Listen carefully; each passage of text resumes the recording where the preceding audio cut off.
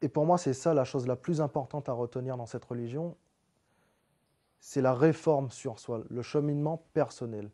C'est la relation directe que l'on peut avoir avec celui qui nous a créés. بالقرآن اهتديت في رحبه تحلو الحياة شوقا إلى المولى أتيت أسلمت روحي للإله قد زان لي أغلى طريق وهو الشفيع هو الرفيق يا هائما هل تستفيق وترى السعادة والنجاة قد زان لي أغلى طريق وهو الشفيع هو الرفيق يا هائما هل تستفيق وترى السعادة والنجاة.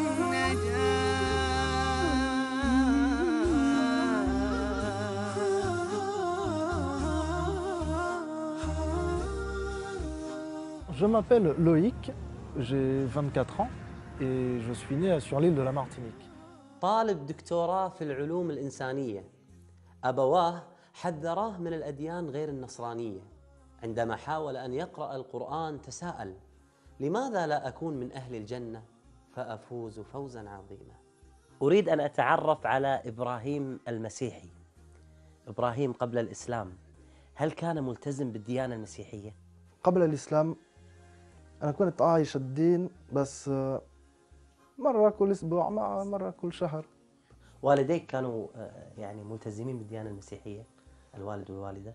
أمي ملتزمة جدا في الدين المسيحية. أبوي زي الفرنسيين عاديين يعني شوية شوية بس مش ملتزم في الدين. هذا الإبراهيم قبل الإسلام كان يعني دايع في الدنيا بس جوا كان في شوية إيمان موجود. هل فعلا أخي إبراهيم قبل إسلامك كنت تعادي الإسلام؟ نعم للأسف. كيف كنت تعادي الإسلام يعني؟ يعني كنت بفكر إنه هذا غريب جدا، كيف في ناس ما بيشربوا ما بيستمتعوا كل إشي في الحياة، ليش يعني هيك ما بيعملوا زي الناس. Avant de connaître l'islam, de savoir ce que c'est, j'avais une vision très basique, très orientée par les médias, vu que c'était le seul contact en fait que j'avais avec l'islam. C'était une religion inconnue. J'avais vraiment une vision assez négative au niveau des libertés individuelles et surtout des relations hommes-femmes aussi. Mais le fait que j'ai vécu en Martinique, j'étais totalement isolé de tout contact avec l'islam. Quand je suis arrivé en France, après mon baccalauréat, j'ai commencé à rencontrer des gens musulmans. Mon premier colocataire, c'était d'ailleurs un yéménite. C'était le premier musulman que je côtoyais et donc j'avais l'occasion de vivre avec lui un peu tous les jours, donc on discutait beaucoup. Malheureusement, à cette époque, il n'était pas vraiment pratiquant comme il faut, mais on a quand même parlé de l'islam et ça m'a donné envie de savoir plus. وعندما تحدث معه عن الإسلام تعجب من قرب قصص القرآن من القصص التي كان يسمعها في الكنيسة. أنا فجأت، أنا فكرت يعني شو آدم عليه السلام موجود في دينكم كمان؟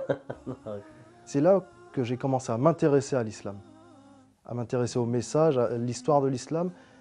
Et le fait de m'intéresser à l'islam, je suis revenu à ma religion de départ. Et c'est là que je me suis rendu compte qu'en fait, qu'il y avait un message originel qui a été modifié au fil du temps. Et je voulais vraiment retrouver ce message. يا إله الكون يا المولى العظيم يا كريما منه قرآن كريم رتل القلب سطورا من ضياء راجيا أن يغسل الذنب العظيم. الشيء الغريب في قصتك أخوي إبراهيم أنك تعلمت اللغة العربية قبل إسلامك. لماذا؟ نعم، أنا شفت إشي غريب إنه للأسف الإسلام إشي والمسلمين إشي تاني. يعني أنا فكرت إذا هذا الدين كويس مستحيل أنا باخذ الدين من الناس وأنا باخذ كمان الأخطاء تبعهم. يعني تكرر ابتعاد المسلمين عن تعاليم الإسلام الحقيقية، فأخلاق المسلمين بحاجة إلى عودة صادقة لأخلاق القرآن.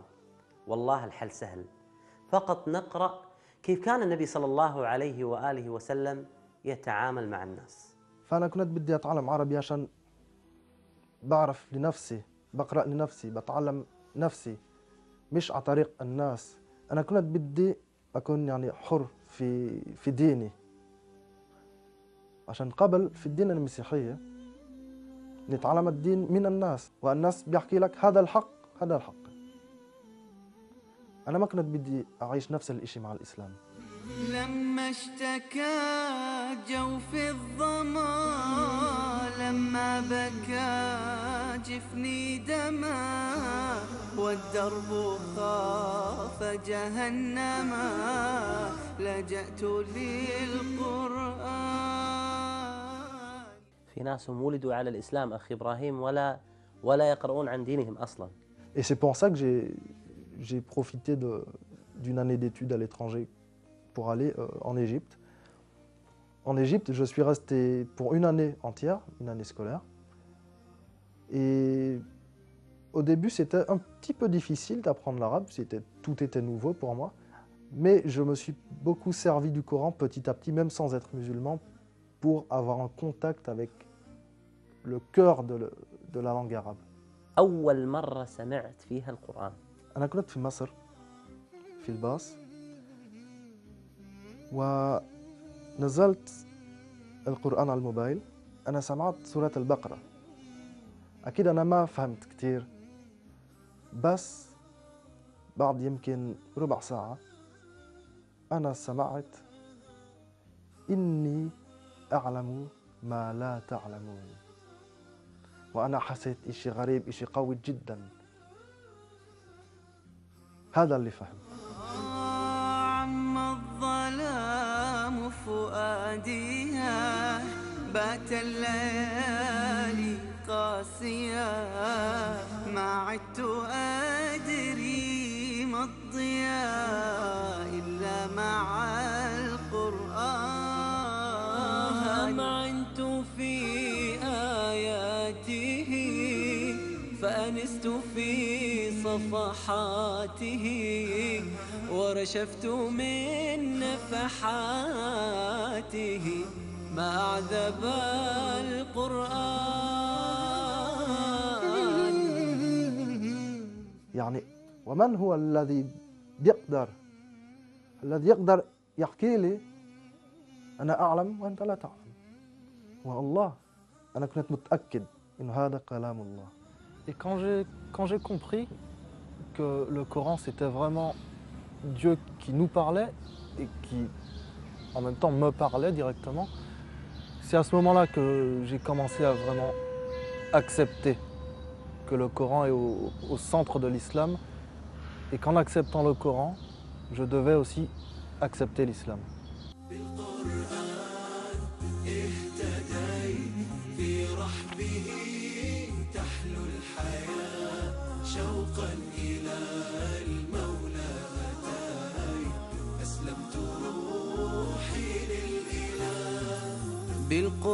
بالقرآن اهتديت في رحبه تحلو الحياة. إن كنا لا نعلم أن الله سبحانه وتعالى يرانا فهذا ضعف في الإيمان، وإن كنا نعلم أن الله سبحانه وتعالى يرانا ونعصيه فهذا ذنب أعظم. يقول الله سبحانه وتعالى: يستخفون من الناس ولا يستخفون من الله، وهو معهم إذ يبيتون ما لا يرضى من القول، وكان الله بما يعملون محيطا.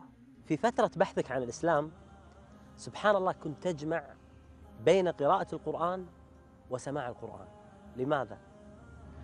عشان أنا كنت بدي أفهم، أنا كنت بدي أتعلم عربية. اللغة العربية يعني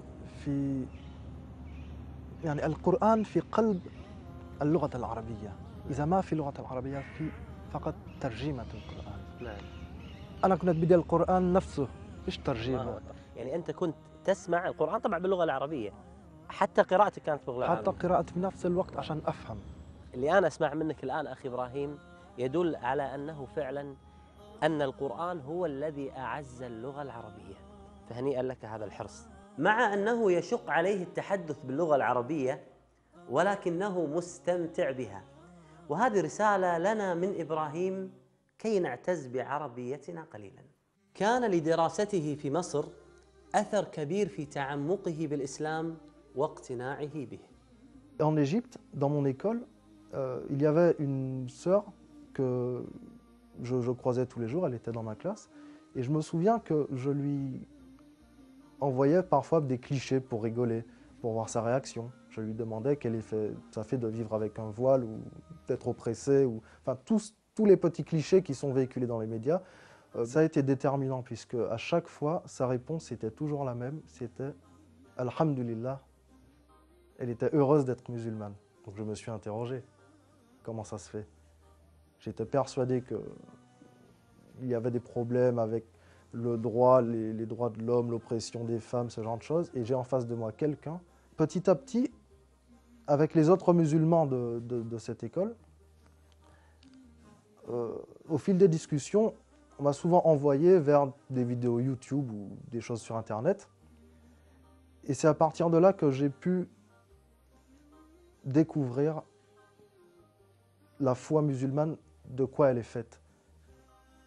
C'est à partir de là que j'ai pu découvrir la vie après la mort, le paradis, l'enfer, le jugement, les bonnes actions, les mauvaises actions. واستمر بحثه ونقاشه مع المسلمين من حوله حتى جاءت لحظة الهداية. حدثني عن لحظة الشهادة، هذا اليوم المهم في حياتك شيخ إبراهيم. هذا اليوم أنا كنت قاعد بحضر فيديو على اليوتيوب. J'ai continué à regarder la vidéo.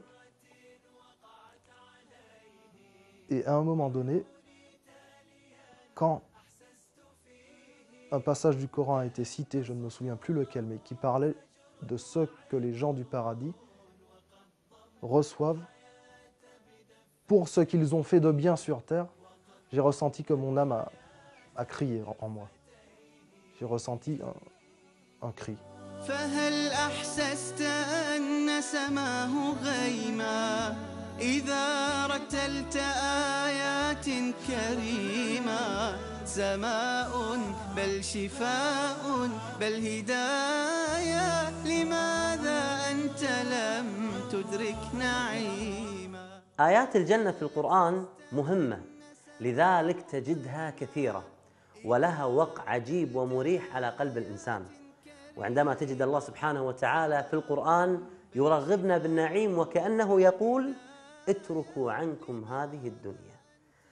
وجوه يومئذ ناعمة لسعيها راضية في جنة عالية لا تسمع فيها لاغية فيها عين جارية فيها سرر مرفوعة وأكواب موضوعة ونمارق مصفوفة وزرابي مبثوثة. اللهم ارزقنا الجنة. Et subhanallah, peut-être 10 ou 15 minutes après, il y a un groupe de sœurs de cette école qui sont venues vers moi et qui m'ont dit وحكوا لي إذا بدك تكون مسلم تعال نروح على الجامع وتحكي الشهادة. واتجه لجامع الأزهر في مصر ليعلن الشهادة لله ويترك عبودية الدنيا. J'ai répété après le cheikh la shahada et alhamdulillah je suis devenu musulman ce jour-là. وأنا حسيت إنه زي أنا خرجت من المشاكل. كم عشت والتفريط عادة ما ذقت في الدنيا سعادة حتى اهتديت إلى العبادة يا راحتي لما اهتديت سبحان من عدت إليه بسطت لنا كلتا يديه ألقيت أوزاري عليه يا ربي فاغفر ما عصيت. On est tous nés sur la fitra. La seule différence, c'est que, en n'ayant pas grandi dans un environnement musulman, on fait un détour. On part plus ou moins loin. Il y en a qui partent tellement loin qu'ils ne reviennent pas. Mais en fait, ce n'est pas une conversion, c'est un retour à l'origine. C'est un retour à l'islam. Et donc pendant à peu près le reste de ma scolarité, mes parents ne savaient pas que j'étais musulman. Et un jour, ma mère, quand j'étais en Palestine, j'étais au téléphone avec ma mère, elle me demande « Où es-tu maintenant ?» Je lui dis « Je suis chez des amis ». Et je pense qu'elle voulait vraiment savoir, puisqu'elle devait avoir quelques doutes. Et là, elle m'a dit clairement « Et toi, quelle est ta religion ?» Ma religion, c'est ma religion première, c'est ma religion originelle. Je pensais à la fitra. Et là, elle m'a dit « Tu vois ce que je veux dire, donc réponds-moi clairement. » Et je lui ai dit « Ça fait très longtemps. Ça fait 3 ans maintenant, c'était pendant que j'étais en Égypte. » Tout de suite, je lui ai dit « Écoute, tu vois le bien que cette religion a fait dans ma vie. أريد أن أعرف ما هي الآية التي أثرت بشكل كبير على قلب أخونا إبراهيم. اهدنا الصراط المستقيم.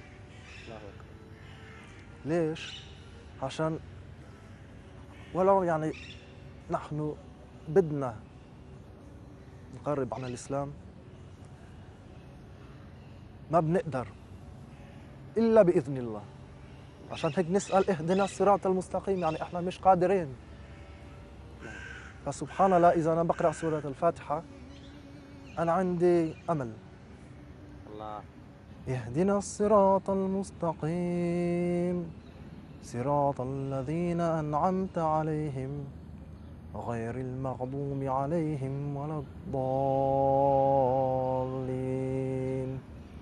ما شاء الله ما شاء الله، قراءتك جميلة وصوت الشيخ إبراهيم خاشع جدا ما شاء الله تبارك الرحمن. كتاب الله للنور اهتديت ليا ماض نادما عنه مضيت نحو باب الله ذلا فانحنيت راجيا أن يغفر الذنب العظيم. Après ma conversion, très sincèrement, ça fait bizarre de le dire, mais je n'ai jamais connu de période sombre, de période triste ou de malheur intense. Quand j'ai lu le Coran, pour moi, c'était comme si ce livre avait été écrit pour la vie d'aujourd'hui, en sachant qu'il a 1400 ans.